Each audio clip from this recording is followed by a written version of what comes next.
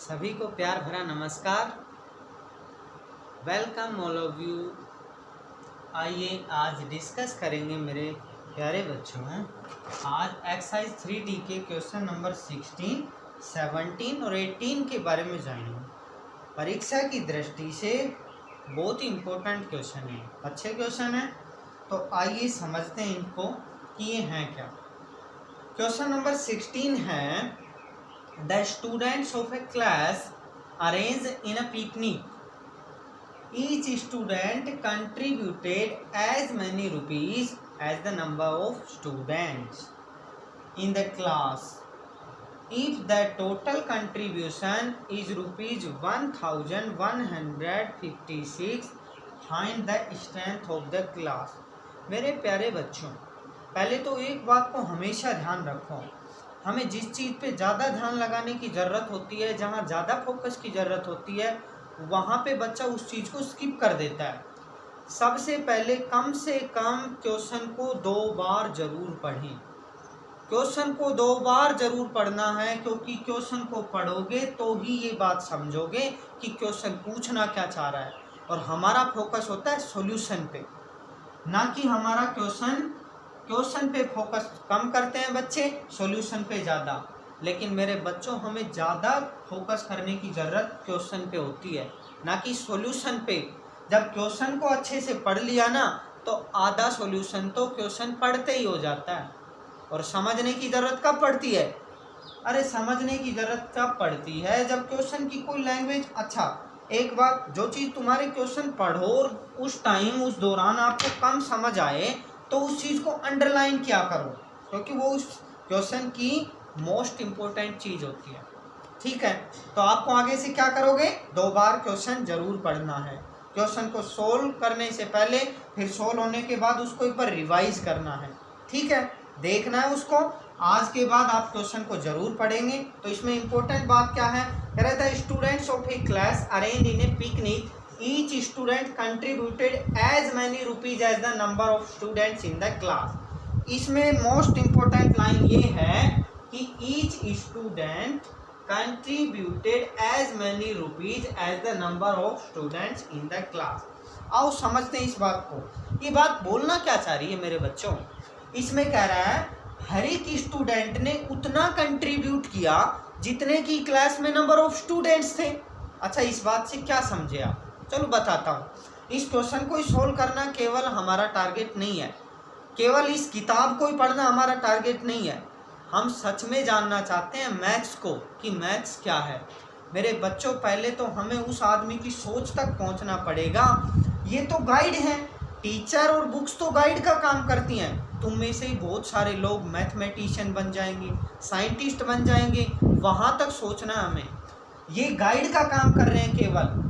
एक टीचर जो होता है, एक बुक जो होती है, वो गाइड का काम करते हैं। उसके आगे हमें खुद भी सोचना है, खुद ज़रूर सोचना है कि इसका क्या और हो सकता था। तो ऐसा आप ज़रूर सोचें, आपको बहुत आगे जाना है मेरे बच्चों। आओ जानो इस बात को। कह रहा है each student contributed as many rupees as the number of students in the class. Means अगर मैं कहूँ कि क्लास में अगर नंबर ऑफ स्टूडेंट्स 10 है, तो ये बोलूँगा कि हर एक स्टूडेंट ने 10 रुपीज़ कंट्रीब्यूट किए। अगर मैं ये कहूँगा कि क्लास में स्टूडेंट 20 हैं, तो हर एक स्टूडेंट ने कितने रुपए कंट्रीब्यूट किया? 20 रुपीज़ कंट्रीब्यूट किए। बिल्कुल यही बात है ना। मीन्स कहने का ये है कि जितने क्लास में नंबर ऑफ स्टूडेंट्स हैं, उतना ही हर एक स्टूडेंट ने कंट्रीब्यूट किया। तो अगर मैं कहूँ कि एक क्लास में अगर 10 स्टूडेंट हैं और हर एक स्टूडेंट ने 10 रुपीज़ कंट्रीब्यूट किए, पहले वाले ने भी 10 की, दूसरे वाले ने भी 10 की, तीसरे वाले ने भी 10 की, इसका मतलब इस 10 के 10 स्टूडेंट ने, बोलो कितने रुपए कंट्रीब्यूट किए टोटल? 10 multiply by 10। बात समझे ना इस बात को, कि एक स्टूडेंट ने अगर 10 रुपीज़ कंट्रीब्यूट किए, तो 10 स्टूडेंट कंट्रीब्यूट करेंगे 100 रुपीज़। बहुत अच्छे से समझ गए आप इस बात को, कोई डाउट नहीं है अब आपको इस बात में। अब मेरे बच्चों, एक बात को जानो, ये छोटी सी बात थी जिसको मैंने इस एग्जाम्पल से समझाया। मैं चाहता तो सीधा इसका सॉल्यूशन बता देता, लेकिन मुझे पता था अगर मैं सॉल्यूशन बताता तो तुम्हें कहीं ना कहीं कंफ्यूज रह जाता। और अब इस बात को तुम समझ सकते हो कि क्या है।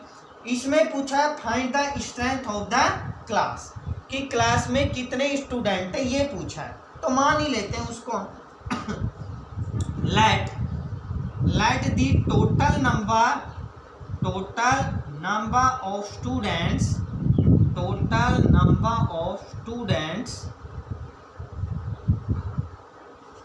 number of students in the class is equals to x। x मान लिया हमने टोटल नंबर ऑफ स्टूडेंट्स को। तो मेरे बच्चों अभी मैंने थोड़ी देर पहले छोटी सी बात तो बताई थी कि अगर मान लो एक क्लास में 10 स्टूडेंट हैं तो हर एक स्टूडेंट कितने रुपीज़ कंट्रीब्यूट करेगा, 10 रुपीज़ कंट्रीब्यूट करेगा। अगर क्लास में 20 स्टूडेंट हैं तो हर एक स्टूडेंट 20 रुपीज़ कंट्रीब्यूट करेगा। लेकिन मेरे बच्चों बात जब तक नंबर पे होती है तब तक तो बच्चा भी बोलता रहता है, लेकिन जैसी वेरिएबल पे बात जाती है बच्चा थोड़ा सा रुक जाता है। सच में ये कुछ भी नहीं है। इसीलिए मैं आपको वो चीज़ पहले बताया है, हमने आपको वो चीज़ कि आप इन चीज़ों से बिल्कुल आपको आसान लग रही होंगी अब इस टाइम। क्यों? क्योंकि मैंने उस बात को आपको पहले समझा दिया और अब आप जान चुके हो कि अगर total number of students class में x हैं तो हर एक स्टूडेंट कंट्रीब्यूट भी x ही रुपीज़ करेगा मेरे बच्चों, है ना। बिल्कुल सही बात है। तो क्या लिखोगे, कंट्रीब्यूशन ऑफ ईच स्टूडेंट, या फिर ऐसे लिखो ईच स्टूडेंट कंट्रीब्यूटेड कितने रुपीज़, x रुपीज़। मान लिए हमने कि हर एक स्टूडेंट ने कितने रुपीज़ कंट्रीब्यूट किए, x रुपीज़ कंट्रीब्यूट किए, और क्लास में जो नंबर ऑफ स्टूडेंट्स हैं वो हैं x। अब आगे क्वेश्चन में बोला था इसने if the total contribution is 1156, कह रहा है टोटल जो कंट्रीब्यूशन है वो इतना है। तो हम क्या करें, अगर 10 स्टूडेंट थे और हर एक स्टूडेंट ने 10 ही रुपीज़ कंट्रीब्यूट किए, इसका मतलब टोटल कंट्रीब्यूशन 100 हो गया था।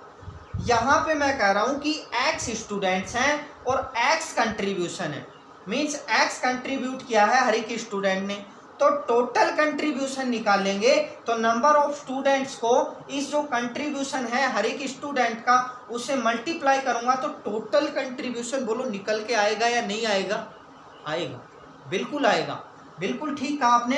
अगर मैं इसको इससे मल्टीप्लाई करूंगा तो हमारे पास आएगा टोटल कंट्रीब्यूशन। तो इसमें लिखो हमें दिया हुआ है क्या, टोटल कंट्रीब्यूशन दिया है हमें, टोटल कंट्रीब्यूशन, और वो कितना दिया हुआ है, रुपीज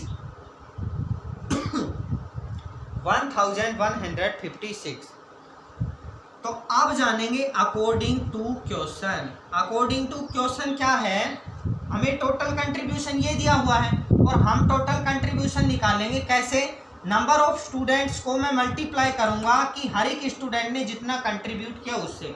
अगर मैं मल्टीप्लाई करूं x को x से, इसका मतलब ये टोटल कंट्रीब्यूशन निकल के आएगा जो कि गिवन है क्वेश्चन में, कितना है 1156। x को x से मल्टीप्लाई किया तो कितना आया, x स्क्वायर आया। x स्क्वायर कितना आया, ये आ गया। अब बात क्या है, हमें वैल्यू चाहिए x की, ये स्क्वायर है तो मैं क्या करूं, दोनों तरफ स्क्वायर रूट निकाल दूं ना इसका। तो स्क्वायर रूट निकालूंगा तो प्राइम फैक्टराइजेशन मेथड यूज कर लें।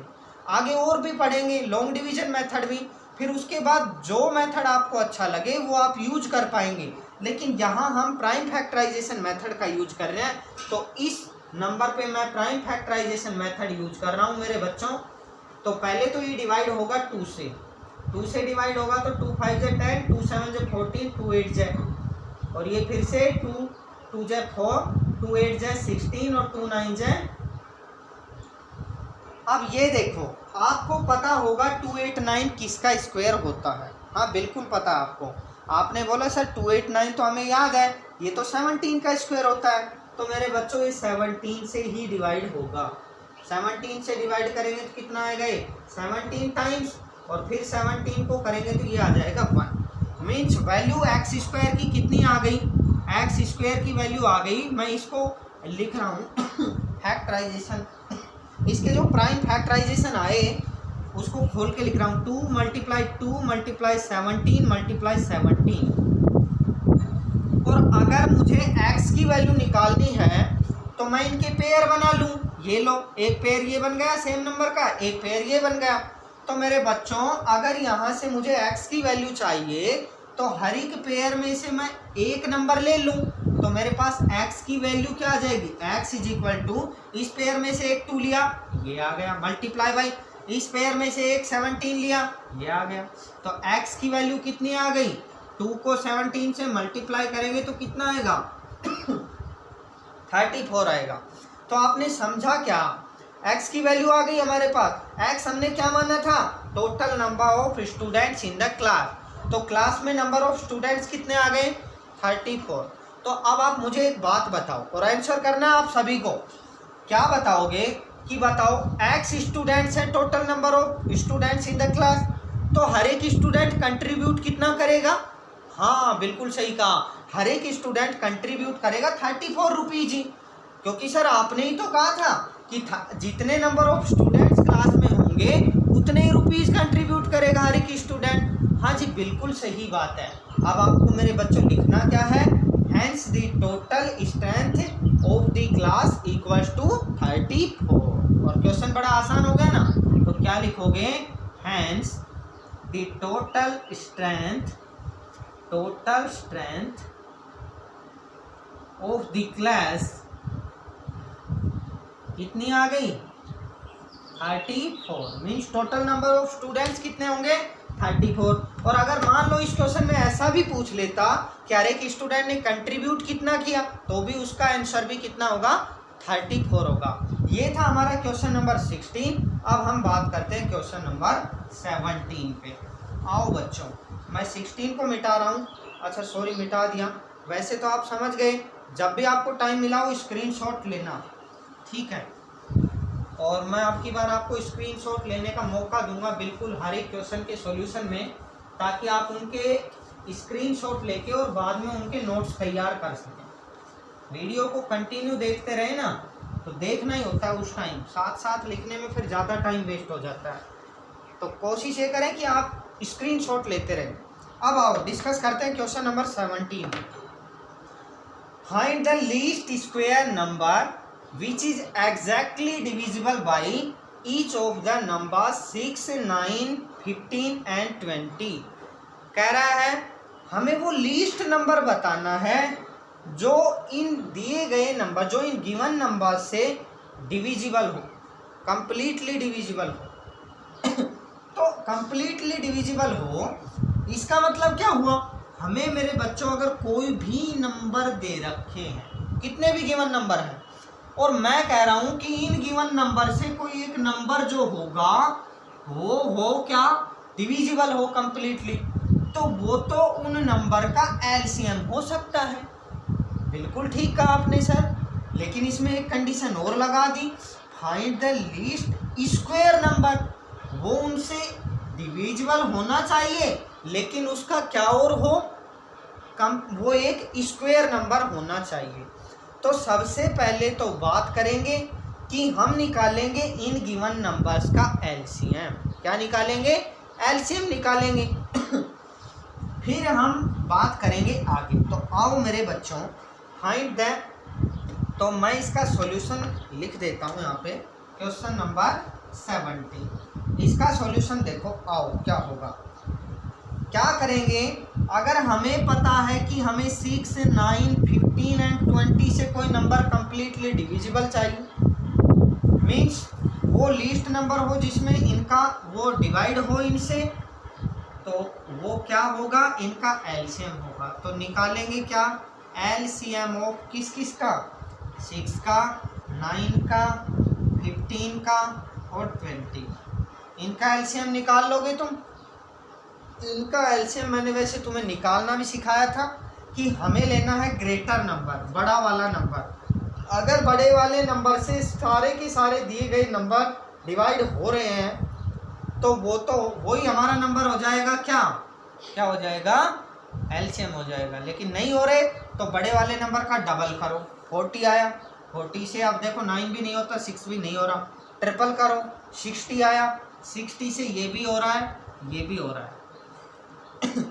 अब क्या करेंगे हम, 60 करेंगे तो देखो वैसे मैं एलसीएम अगर मैं निकाल रहा हूँगा, 60 किया मैंने तो 60 में अगर मुझे थोड़ा सा सोचना पड़ेगा, 60 को मैं लिख सकता हूँ 20 × 3, लेकिन इसमें 3 के 2 फैक्टर हैं मीन्स, और वैसे भी 9 की डिविजिबिलिटी का रूल ध्यान रखो थोड़ा सा, और कुछ भी ध्यान ना रखो तो एलसीएम निकालो सीधा, और शॉर्ट मेथड से निकालना चाहते हो तो थोड़ा सोचना पड़ेगा। 60 का डबल किया 120 आया, 120 में भी डिवाइड नहीं हो रहा है, फिर 60 का ट्रिपल किया 180 आया, अब 180 से ये भी डिवाइड होगा। अब एक ही नंबर पे ध्यान फोकस कर रहा है क्योंकि ये सारे तो होंगे ही होंगे, क्योंकि ये इनके सारे का मल्टीपल है ना, इसलिए 60 का डबल कर रहे हैं, ट्रिपल कर रहे हैं, समझ रहे हो ना बात को। तो इनका एलसीएम आएगा 180, जो आप वैसे भी निकाल सकते हो। तो एलसीएम क्या आया इनका 180।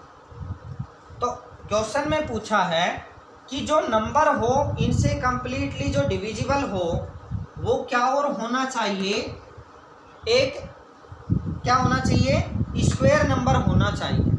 तो क्या करेंगे, प्राइम फैक्टराइजेशन मेथड से इसके फैक्टर निकालेंगे। क्या लिखूंगा, by prime factorization method, by prime factorization method.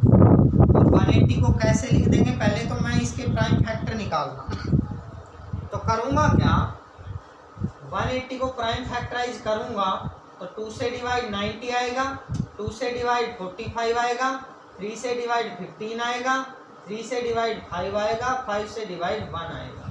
आई बात समझ में, इसको आप कर सकते हो, बड़े इंटेलिजेंट बच्चे हो, ये तो बड़ा आसान। इसको मैं क्या लिख दूंगा, 2 × 2 × 3 × 3 × 5। हमने क्या कर दिया, 180 को फैक्टराइज कर दिया।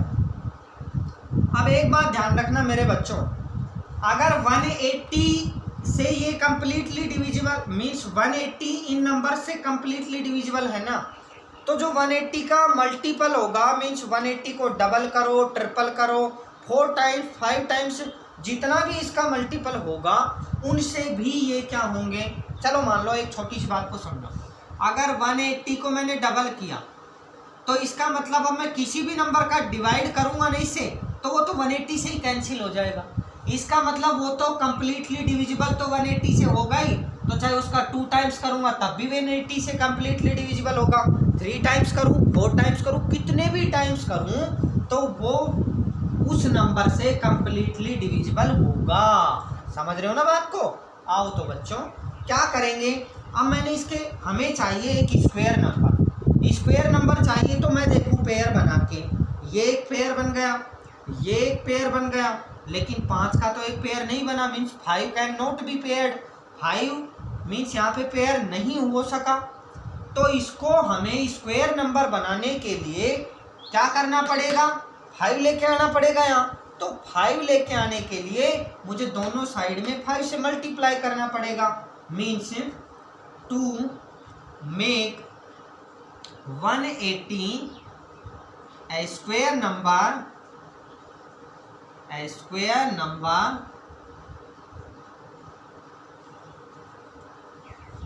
we need to multiply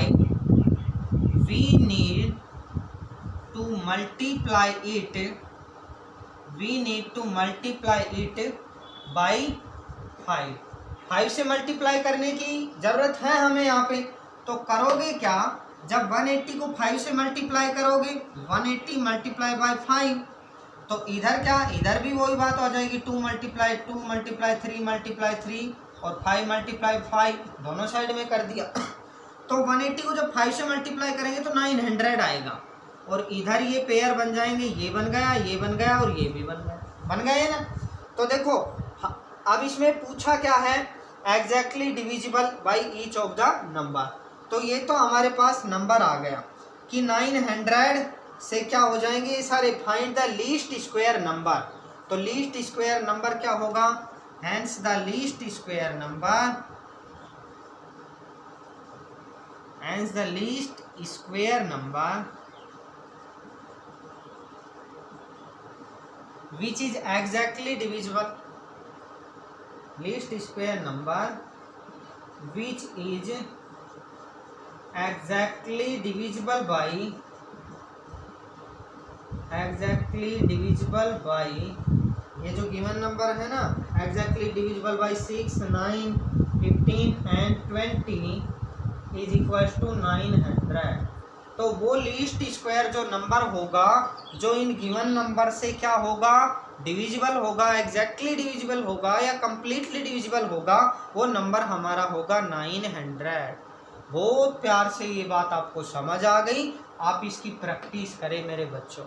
इस क्वेश्चन को आप करके देखें, वीडियो में देख लिया आपने, आप करके देखें, फिर अगर आपको प्रॉब्लम आ रही है तो दोबारा एक बार वीडियो को देखें। बिल्कुल कॉपी मत करना मेरे को, आप कॉपी करने की कोशिश मत करना, आपको अपना दिमाग दौड़ाना है। समझ रहे हो ना बात को?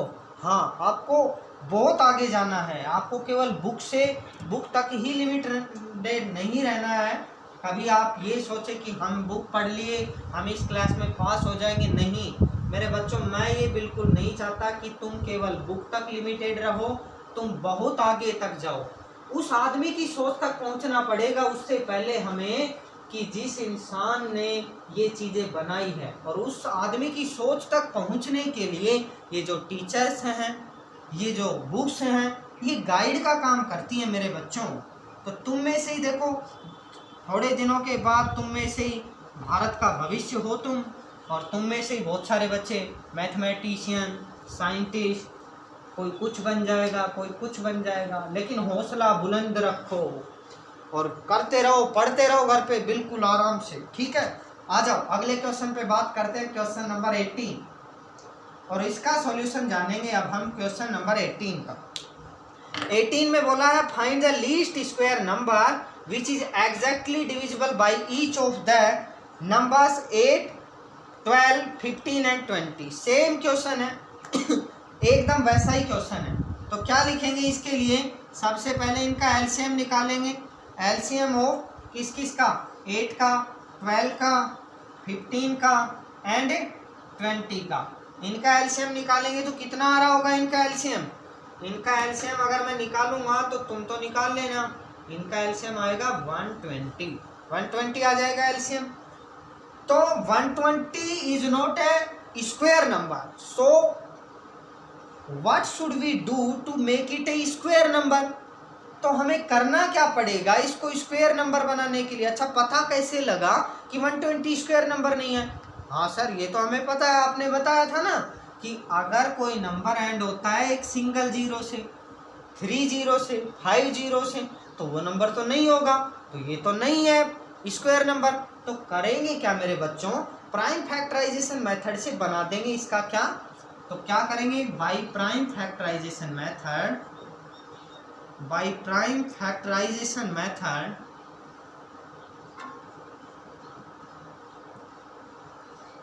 ये प्राइम फैक्टराइजेशन मेथड से क्या करेंगे?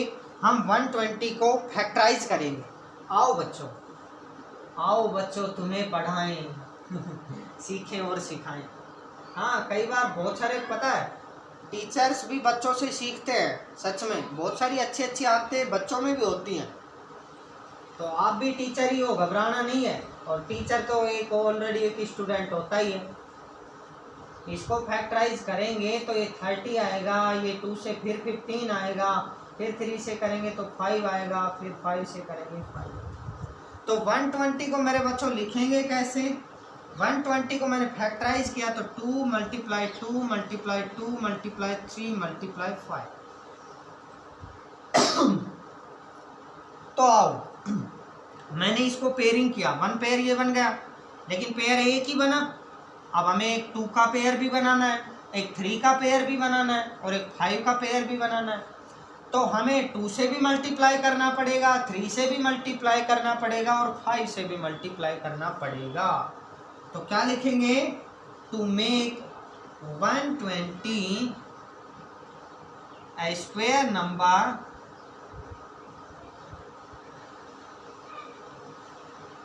we need to multiply it by, किससे मल्टीप्लाई करेंगे? एक 2 का पेयर बनेगा तो 2 से मल्टीप्लाई बाई 3 का पेयर बनाना है 3 से मल्टीप्लाई, और एक 5 का पेयर बनाना है तो किससे मल्टीप्लाई करना पड़ेगा? 5 से। आई बात समझ में? तो एक काम करते हैं, आओ ये 120 है, इसको इधर भी मल्टीप्लाई करते हैं, 3 मल्टीप्लाई 2 मल्टीप्लाई 5, इससे मल्टीप्लाई कर दिया तो सारे पेयर बन जाएंगे। तो 120 को जब मैं देखो 5 को 2 से करेंगे तो क्या हो जाएगा? 10 हो जाएगा। अब और 12 को 3 से करेंगे तो कितना आ जाएगा? 36, और ये एक 0 लग जाएगा, और 10 का मतलब एक 0 और लग जाएगा। अगर 10 आ रहा है किसी नंबर में तो उसको मल्टीप्लाई करना इजी हो जाता है। तो ये नंबर हमारा क्या आया? 3600। क्या लिखेंगे? Has the least square number which is exactly divisible by 8, 12, 15 and 20। ठीक है, ये लीस्ट स्क्वायर नंबर होगा जो इनसे क्या होगा? कंप्लीटली डिविजिबल होगा, एग्जैक्टली डिविजिबल होगा। तो मेरे बच्चों ये बात क्या है कि इससे छोटा कोई स्क्वायर नंबर नहीं हो सकता जो इनसे कंप्लीटली मीन्स इनमें कंप्लीटली डिवाइड हो जाए। मीन्स इस नंबर को अगर मैं इससे डिवाइड करूं, इससे डिवाइड करूं, इससे करूं और इससे, तो ये कंप्लीटली डिविजिबल होंगे। 36 से छोटा स्क्वायर नंबर होना पॉसिबल नहीं है, इससे बड़ा इसका मल्टीपल होगा सारा। इसका मल्टीपल मीन्स जितने भी इसके मल्टीपल होंगे, सारे नहीं, जो स्क्वायर नंबर होंगे वो। Thank you very much, thanks for watching the video. घर पे रहिए, पढ़ते रहिए और आराम से पढ़िए। कोई भी प्रॉब्लम हो मुझसे कांटेक्ट कीजिए। जहाँ कहीं भी समझ नहीं आया हो कमेंट बॉक्स में कमेंट कीजिए, मुझसे कांटेक्ट कीजिए। Thank you very much, thank you.